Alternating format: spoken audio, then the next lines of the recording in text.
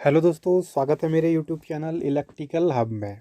दोस्तों यहाँ पे देख सकते हैं हमारे पे एमरॉन का साइन वेव यूपीएस है 900 वीए पे।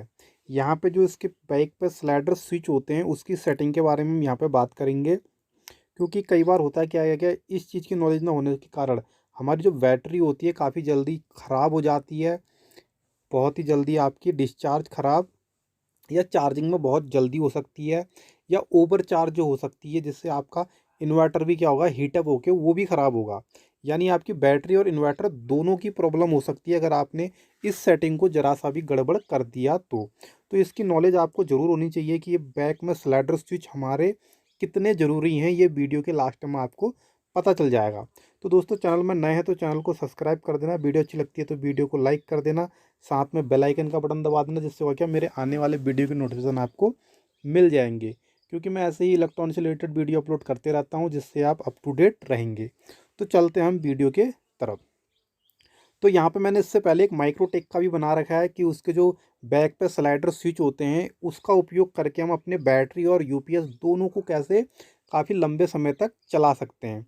क्योंकि अगर आपने ये गलत कर दिया तो आपकी बैटरी और इन्वर्टर दोनों ही ख़राब हो जाते हैं, जो कि आप वीडियो में देख ही लेंगे। अगर आपने वो वीडियो नहीं देखी है माइक्रोटेक इन्वर्टर में, तो मैं उसका लिंक इसी वीडियो के डिस्क्रिप्शन पर दे दूंगा, आप वहाँ से जा कर के उसको वॉच कर सकते हैं। तो यहाँ पे सिंपली देख सकते हैं हमारा यहाँ पे दो स्लाइडर स्विच दे रखे हैं। तो यहाँ पे देख सकते हैं जो ये वाला स्लाइडर स्विच है इस पर लिखा है क्विक चार्ज। क्विक चार्ज यानी हमें यही समझ में आता है कि ये बहुत जल्दी चार्ज कर देगा हमारी बैटरी को। और ये नॉर्मल चार्ज, हमको इसमें ये समझ में आता है कि ये बैटरी को क्विक चार्ज से थोड़ा कम समय में चार्ज करेगा। जैसे हमारे मोबाइल के चार्जर होते हैं, एक फास्ट चार्ज होता है, एक नॉर्मल चार्जर होता है। तो हमको यही पता है कि अगर फास्ट चार्जर आपका 2 घंटे में करेगा तो जो हमारा जो हमारा नॉर्मल चार्ज है वो 2 घंटे में करेगा। तो जो हमारा फास्ट चार्जर है वो उससे कम समय लेगा, 1 घंटे के आसपास। तो हमें यही समझ में आता है। तो साथ में एक ये भी देख सकते हैं आप, ये 15 एम्पियर और इस पर लिखा है यहाँ पर 12 एम्पियर। तो दोस्तों ये असल में दिया इसलिए है कि अगर आपकी बैटरी 160 180 लेके चलो, आप 180 एम्पियर या उससे ऊपर की है, तो आप उस जगह पर इस इन्वर्टर को आप क्या कर सकते हैं, क्विक चार्ज पर रख सकते हैं। आपने ये नहीं कि बैटरी आपकी 100 एम्पियर 150 एम्पियर या 100 एम्पियर से नीचे या 150 एम्पियर से नीचे है और आपने क्विक चार्ज में रखा है, तो वहाँ पे आपकी बैटरी क्या होगी, ओवर चार्ज ओवर हीट की प्रॉब्लम काफ़ी आएगी, जिससे आपका इन्वर्टर बैटरी दोनों की लाइफ क्या होगी, कम हो जाएगी। बैटरी में सेल होते हैं, ओवर चार्ज होंगे तो वो ख़राब होने शुरू हो जाएंगे। तो यहाँ पे इस चीज़ का ध्यान रखें कि जो पहला स्लाइडर स्विच है, अगर आपकी बैटरी 160 एम्पियर 180 एम्पियर या उससे ऊपर है, तो आप यहाँ पे ऊपर स्लाइडर स्विच को आप ऊपर कर सकते हैं। यहाँ पे क्विक चार्ज का ऑप्शन यहाँ पर दे रखा है, तो इस पर आप सेलेक्ट कर सकते हैं। लेकिन बैटरी आपकी 100 150 एम्पियर उससे नीचे को है, तो आप यहाँ पर नॉर्मल चार्ज रहने दें, जो कि 12 एम्पियर से चार्ज करेगी। और जो आपका बड़ी बैटरी होगी वो 15 एम्पियर से चार्ज करेगी। जो बड़ी बैटरी में तो ये काफ़ी अच्छे से तरीके से वर्क करेगा, लेकिन बड़ी के जगह एम्पियर ज़्यादा बैटरी छोटी करती तो वो भी आपकी प्रॉब्लम है।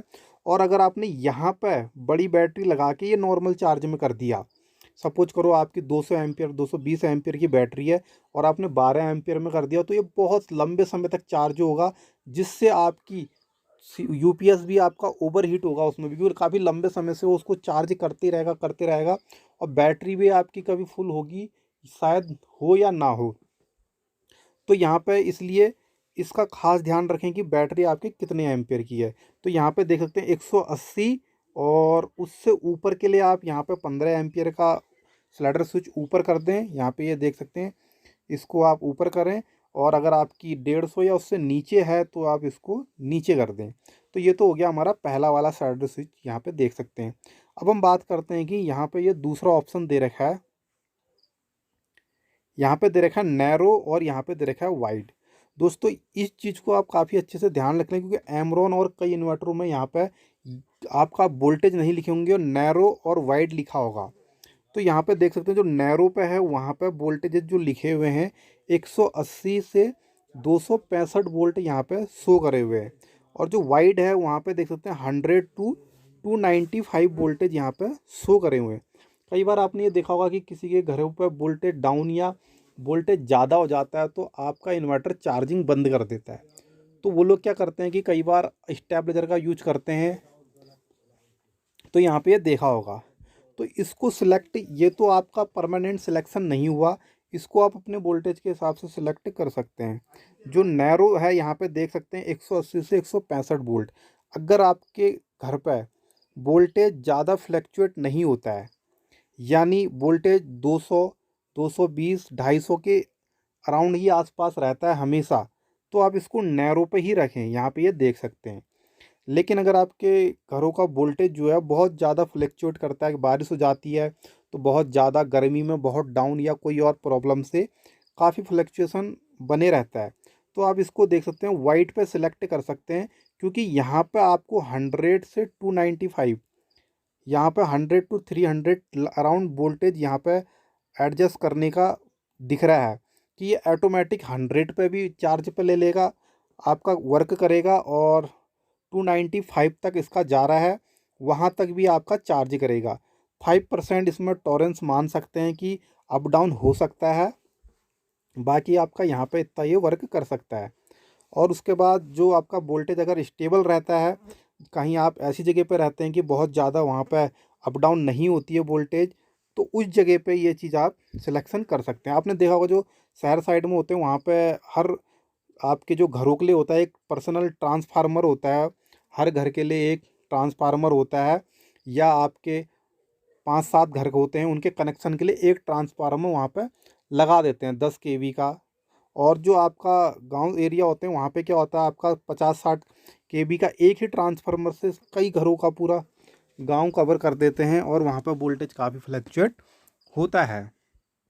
तो यहाँ पे बस यही है कि अगर आपके यहाँ फ्लक्चुएशन ज़्यादा है तो आप यहाँ पे वाइट को सिलेक्ट कर लें, वाइट। और अगर आपका वोल्टेज ज़्यादा फ्लक्चुएट नहीं होता है तो वहाँ पे यहाँ पर आप नैरो को सिलेक्शन कर सकते हैं।